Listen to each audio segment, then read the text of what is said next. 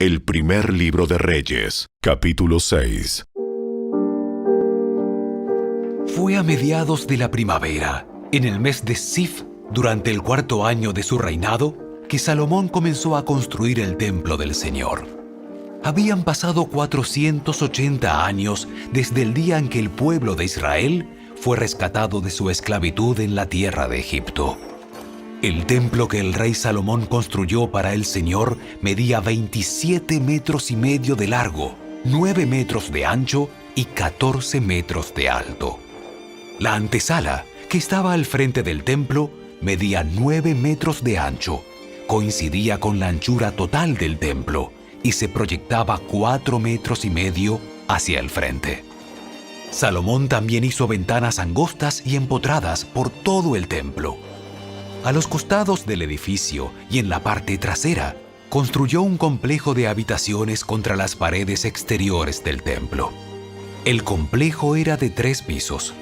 El piso de abajo tenía un ancho de 2 metros con 30 centímetros, el piso de en medio 2 metros con 80 centímetros y el piso de arriba 3 metros con 20 centímetros.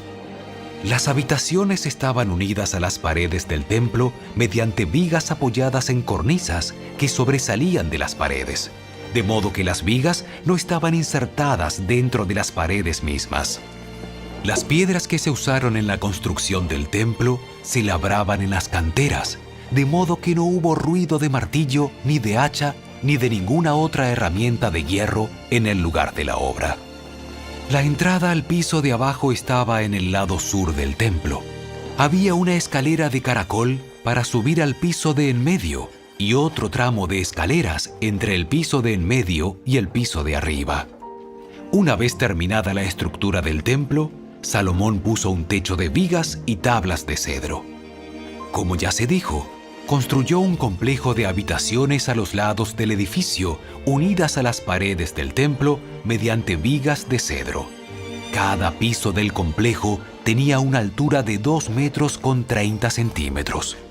Entonces el Señor le dio el siguiente mensaje a Salomón. En cuanto a este templo que estás construyendo, si tú sigues todos mis decretos y ordenanzas y obedeces todos mis mandatos, yo cumpliré por medio de ti la promesa que le hice a tu padre, David. Viviré entre los israelitas y nunca abandonaré a mi pueblo Israel. Así que Salomón terminó de construir el templo. Todo el interior, desde el piso hasta el techo, estaba recubierto con paneles de madera. Recubrió las paredes y el techo con paneles de cedro y para el piso utilizó tablas de ciprés. Salomón separó un espacio para el santuario interior, el lugar santísimo, al fondo del templo. Tenía 9 metros de profundidad y estaba recubierto con cedro desde el piso hasta el techo. El salón principal del templo, fuera del lugar santísimo, medía 18 metros de largo. En todo el templo, las paredes de piedra estaban recubiertas con madera de cedro, y el recubrimiento estaba decorado con tallas de calabazas y flores abiertas. Salomón preparó el santuario interior al fondo del templo, donde luego se colocaría el arca del pacto del Señor. Este santuario interior medía 9 metros de largo, 9 metros de ancho y 9 metros de alto. Salomón revistió el interior con oro macizo. También revistió el altar, que estaba hecho de cedro. Luego revistió el resto del interior del templo con oro macizo y fabricó cadenas de oro para proteger la entrada al lugar santísimo. Así terminó de revestir con oro todo el templo, incluido el altar que pertenecía al lugar santísimo. Hizo además 2 querubines con madera de olivo silvestre y los puso en el santuario interior. Cada uno medía 4 metros con 60 centímetros de alto. La distancia entre las puntas de las alas de cada querubín era de 4 metros con 60 centímetros y cada ala medía 2 metros con 30 centímetros de largo. Ambos querubines eran exactamente iguales en forma y tamaño, y cada uno Medía 4 metros con 60 centímetros de alto. Salomón los puso en el santuario interior del templo, uno al lado del otro, con las alas extendidas, de modo que las alas interiores se tocaban en el centro de la sala y las exteriores se extendían hasta las paredes, y a ambos querubines los revistió de oro. Salomón decoró todas las paredes del santuario interior y del salón principal con tallas de querubines, palmeras y flores abiertas, y revistió de oro el piso de ambos salones. Para la entrada del santuario interior hizo puertas de 2 hojas de madera de olivo silvestre, y los marcos tenían forma pentagonal. Estas puertas estaban decoradas con tallas de querubines, palmeras y flores abiertas. Las puertas, con las decoraciones de querubines y palmeras, estaban revestidas de oro. Luego, en las puertas, hizo marcos cuadrangulares de madera de olivo silvestre para la entrada del templo. Había 2 puertas plegables de madera de ciprés, y cada puerta tenía bisagras para replegarse hacia atrás. Estas puertas estaban decoradas con tallas de querubines, palmeras y flores abiertas. Todas las tallas estaban revestidas de oro de manera uniforme. Las paredes del atrio interior estaban construidas de modo que había una hilera de vigas de cedro entre cada 3 hileras de piedra labrada. Los cimientos del templo del Señor se echaron a mediados de la primavera, en el mes de Sif, durante el 4º año del reinado de Salomón. Terminaron de construir todo el edificio hasta los últimos detalles a mediados del otoño, en el mes de Bul, a los 11 años de su reinado. Así que la construcción del templo duró 7 años.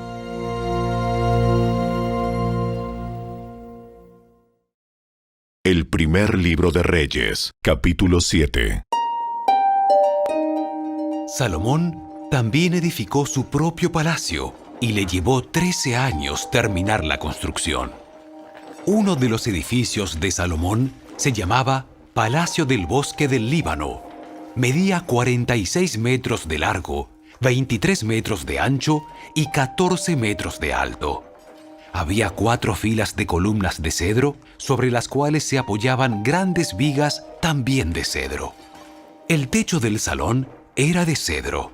Encima de las vigas que estaban sobre las columnas había 45 cuartos laterales, dispuestos en 3 niveles de 15 cuartos cada uno.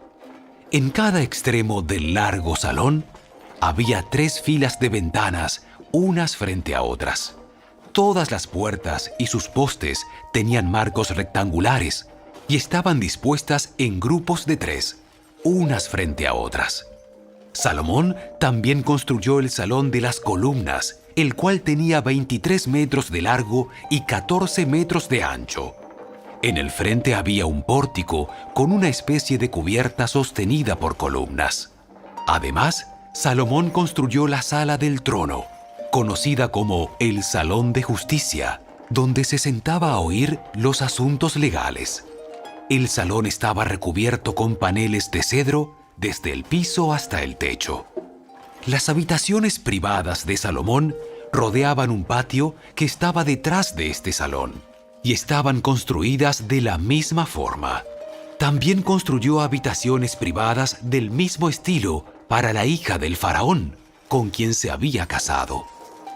Desde los cimientos hasta los aleros, todos los edificios estaban hechos con enormes bloques de piedra de primera calidad, cortados con sierra y terminados a las medidas exactas en cada uno de sus lados. Algunos de estos enormes bloques que se usaron para los cimientos tenían una longitud de 4,5 metros y otros de 3,5 metros.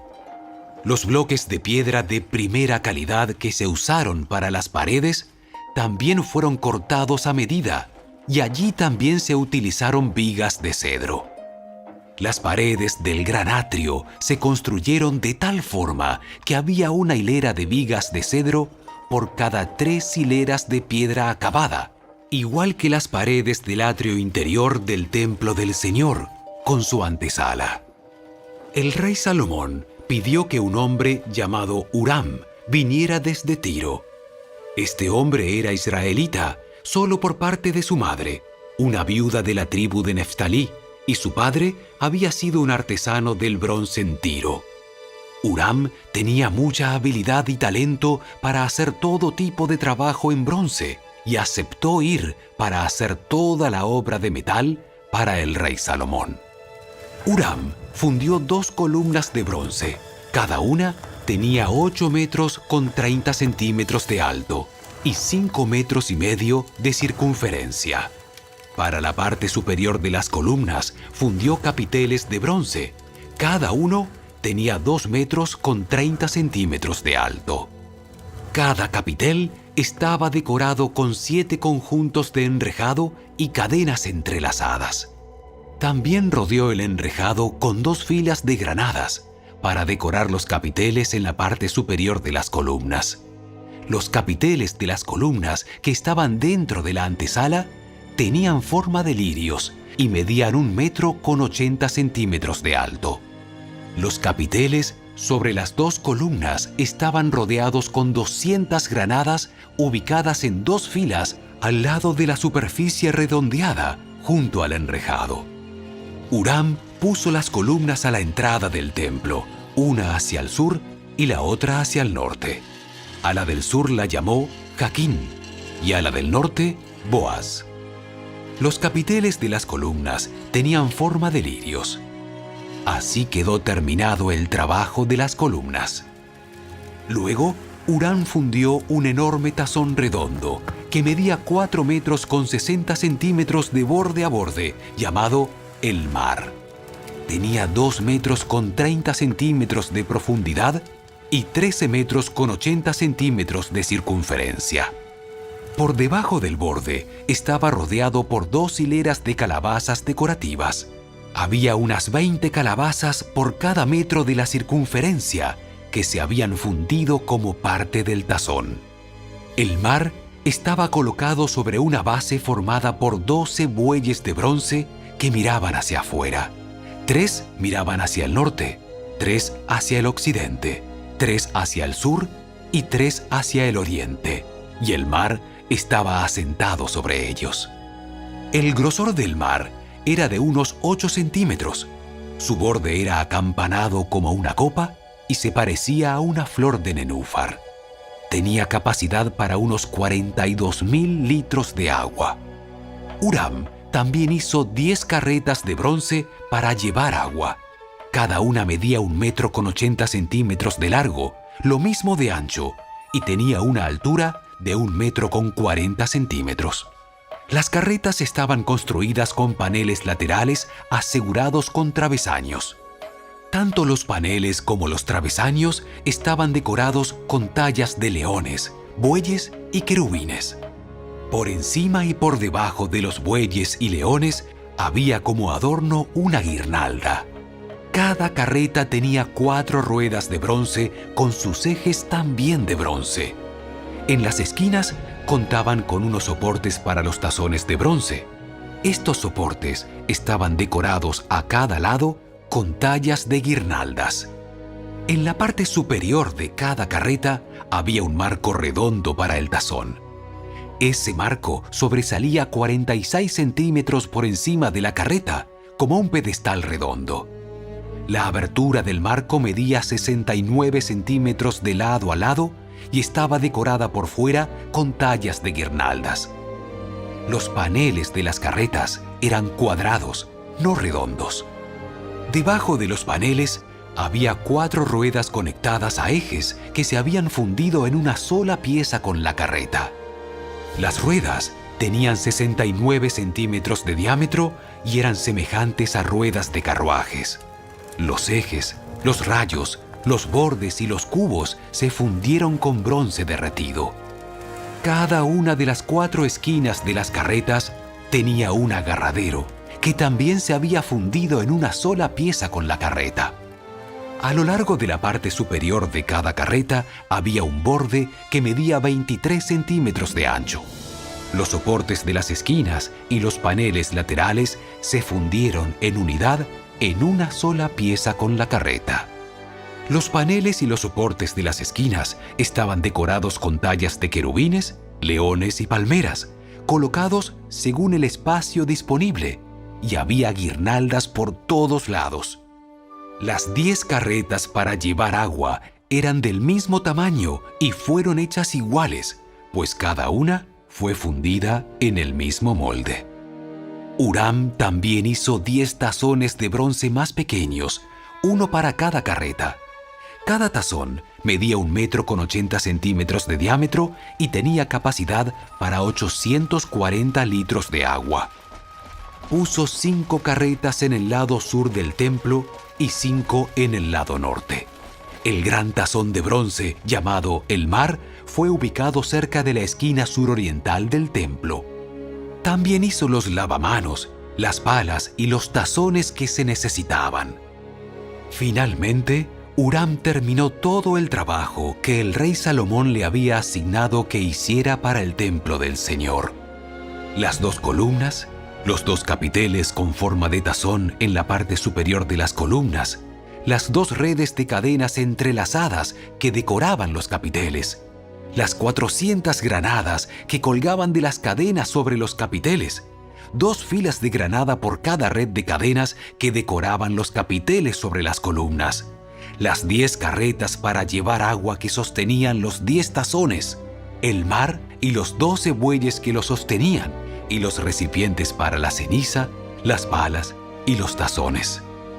Huram hizo todos estos objetos de bronce bruñido para el templo del Señor, tal como le había indicado el rey Salomón. El rey mandó que se fundieran en moldes de barro en el valle del Jordán, entre Sucot y Zaretán. Salomón no pesó los utensilios porque eran muchos. El peso del bronce no se pudo medir. Salomón también hizo todo el mobiliario para el templo del Señor: el altar de oro, la mesa de oro para el pan de la presencia, los candelabros de oro macizo, 5 en el sur y 5 en el norte, frente al lugar santísimo, las decoraciones de flores, las lámparas y las tenazas, todo de oro, los cuencos pequeños, las despabiladeras para las lámparas, los tazones, los cucharones y los recipientes para quemar incienso, todo de oro macizo, y las puertas para las entradas al lugar santísimo y al salón principal del templo, con el frente revestido de oro. Así terminó el rey Salomón todo su trabajo para el templo del Señor. Luego trajo todos los obsequios que su padre David había consagrado, la plata, el oro y los diversos objetos, y los guardó en los tesoros del templo del Señor.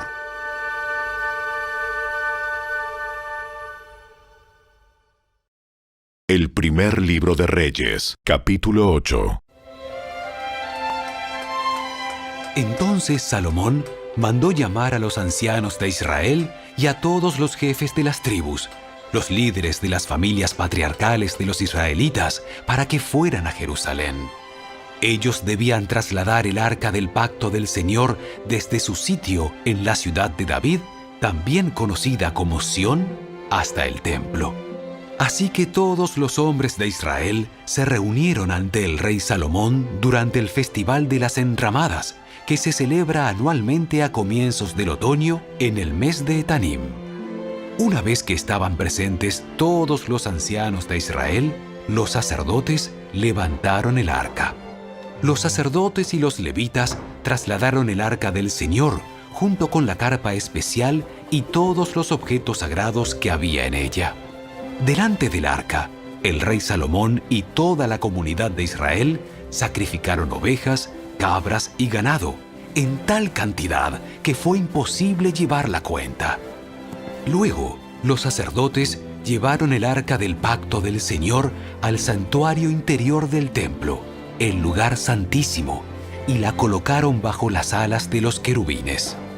Los querubines extendían sus alas por encima del arca y formaban una especie de cubierta sobre el arca y las varas para transportarla.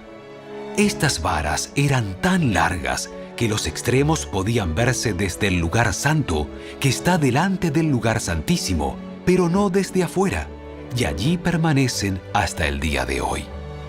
Lo único que había dentro del arca eran las 2 tablas de piedra que Moisés había colocado en ella en el monte Sinaí, donde el Señor hizo un pacto con los israelitas cuando partieron de la tierra de Egipto. Al salir los sacerdotes del lugar santo, una densa nube llenó el templo del Señor.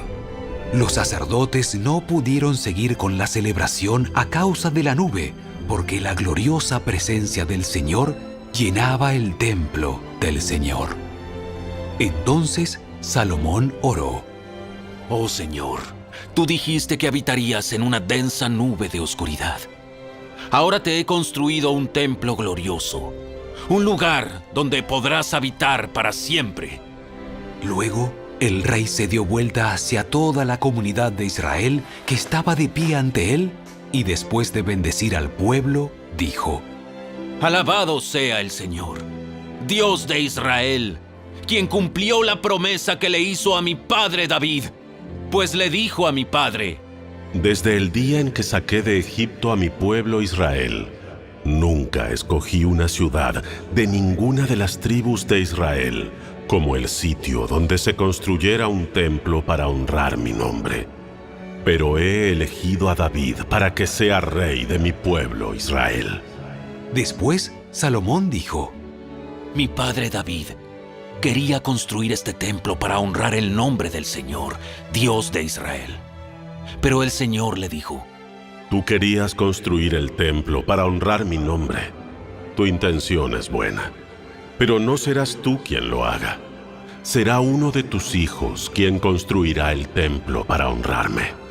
Ahora el Señor ha cumplido la promesa que hizo, porque he llegado a ser rey en lugar de mi padre, y ocupo el trono de Israel, tal como el Señor lo prometió. He construido este templo para honrar el nombre del Señor, Dios de Israel. Además, he preparado un lugar allí para el arca, la cual contiene el pacto que el Señor hizo con nuestros antepasados cuando los sacó de Egipto. Luego, Salomón, de pie ante el altar del Señor y frente a toda la comunidad de Israel, levantó las manos al cielo y oró: Oh Señor, Dios de Israel, no hay Dios como tú arriba en el cielo ni abajo en la tierra. Tú cumples tu pacto y muestras amor inagotable a quienes andan delante de ti de todo corazón. Has cumplido tu promesa a tu siervo David, mi padre. Pronunciaste esa promesa con tu boca y hoy la has cumplido con tus propias manos.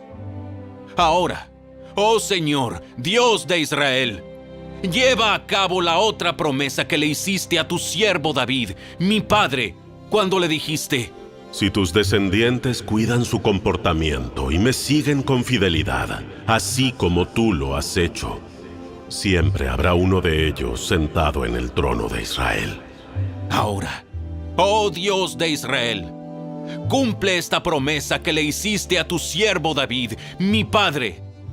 Pero ¿es realmente posible que Dios habite en la tierra?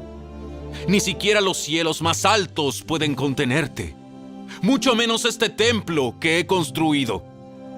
Sin embargo, escucha mi oración y mi súplica, oh Señor mi Dios. Oye el clamor y la oración que tu siervo te eleva hoy. Que noche y día tus ojos estén sobre este templo, este lugar del cual tú has dicho: mi nombre estará allí. Que siempre oigas las oraciones que elevo hacia este lugar. Que atiendas las peticiones humildes y fervientes de mi parte y de tu pueblo Israel cuando oremos hacia este lugar. Sí, óyenos desde el cielo donde tú vives, y cuando nos escuches, perdona. Si alguien agravia a otra persona y se le exige que haga juramento de inocencia ante tu altar en este templo, oye entonces desde el cielo y juzga entre tus siervos, entre el acusador y el acusado.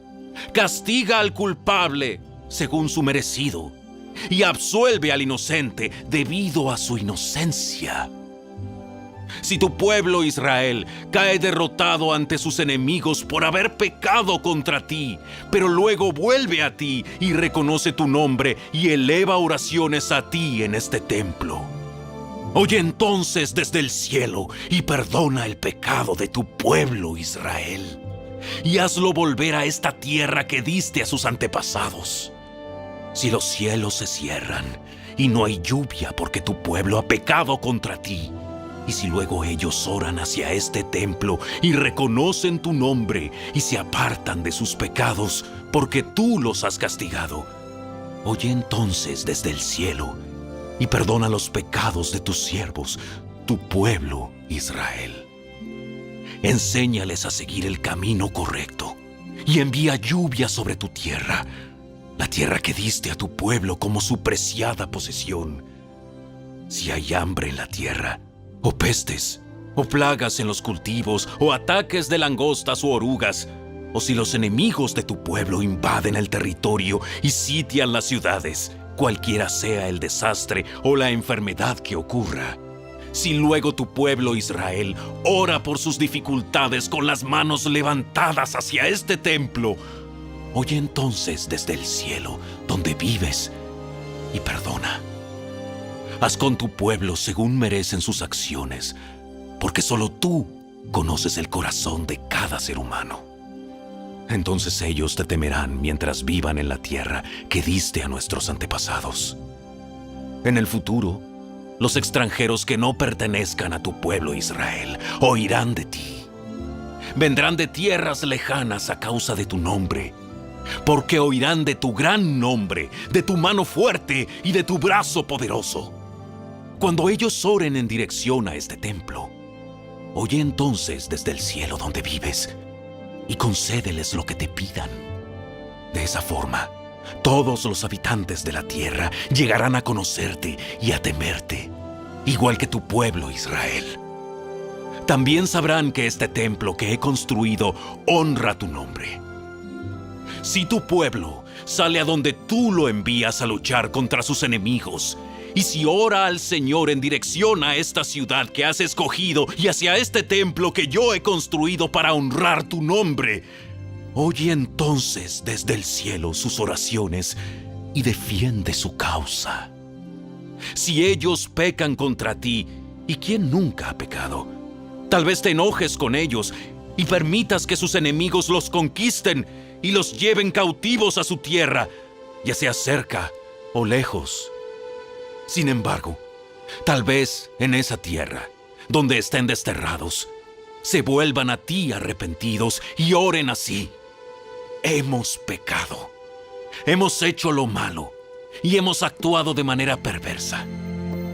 Si ellos se vuelven a ti con todo el corazón y con toda el alma en tierra de sus enemigos y oran en dirección a la tierra que diste a sus antepasados, hacia esta ciudad que escogiste y hacia este templo que he construido para honrar tu nombre, oye entonces sus oraciones y su petición desde el cielo donde vives y defiende su causa. Perdona a tu pueblo que ha pecado contra ti. Perdona todas las ofensas que haya cometido en tu contra. Haz que sus captores le tengan compasión, porque es tu pueblo, tu posesión más preciada, que sacaste de Egipto, ese horno para fundir hierro. Que tus ojos estén abiertos a mis peticiones y a las peticiones de tu pueblo Israel. Que los oigas y les respondas cada vez que clamen a ti. Pues cuando sacaste a nuestros antepasados de Egipto, oh Señor soberano, le dijiste a tu siervo Moisés que habías apartado a Israel de todas las demás naciones de la tierra para que fuera tu posesión más preciada. Cuando Salomón terminó de elevar estas oraciones y peticiones al Señor, se puso de pie frente al altar del Señor, donde estaba arrodillado con las manos levantadas al cielo. De pie, bendijo en voz alta a toda la congregación de Israel, diciendo: Alabado sea el Señor, quien ha dado descanso a su pueblo Israel, tal como lo prometió. No ha faltado ni una sola palabra de todas las promesas maravillosas que hizo mediante su siervo Moisés. Que el Señor, nuestro Dios, esté con nosotros como estuvo con nuestros antepasados. Que nunca nos deje ni nos abandone. Que ponga en nosotros el deseo de hacer su voluntad en todo y de obedecer todos los mandatos, los decretos y las ordenanzas que dio a nuestros antepasados. Y que esta oración que hice en la presencia del Señor esté delante de Él continuamente, de día y de noche, para que el Señor, nuestro Dios, haga justicia conmigo y con su pueblo Israel, según las necesidades de cada día. Entonces, gente de todo el mundo sabrá que el Señor es el único Dios y que no hay otro. Que ustedes sean totalmente fieles al Señor nuestro Dios. Que siempre obedezcan sus decretos y mandatos, tal como lo están haciendo hoy. Luego, el rey y todo Israel junto con él ofrecieron sacrificios al Señor. Salomón presentó al Señor una ofrenda de paz de 22,000 cabezas de ganado y 120,000 ovejas y cabras. Así el rey y todo el pueblo de Israel dedicaron el templo del Señor. Ese mismo día, el rey consagró la parte central del atrio que está delante del templo del Señor. Allí presentó las ofrendas quemadas, las ofrendas de grano y la grasa de las ofrendas de paz, porque el altar de bronce que está en la presencia del Señor era demasiado pequeño para tantas ofrendas quemadas, ofrendas de grano y la grasa de las ofrendas de paz. Entonces Salomón y todo Israel celebraron el Festival de las Enramadas en presencia del Señor nuestro Dios. Se había reunido una gran multitud desde lugares tan lejanos como Lebo Hamat en el norte y el arroyo de Egipto en el sur. La celebración continuó 14 días en total, 7 días para la dedicación del altar y 7 días para el Festival de las Enramadas. Una vez terminado el festival, Salomón despidió al pueblo. Ellos bendijeron al rey y regresaron a sus casas llenos de alegría y muy contentos, porque el Señor había sido bueno con su siervo David y con su pueblo Israel.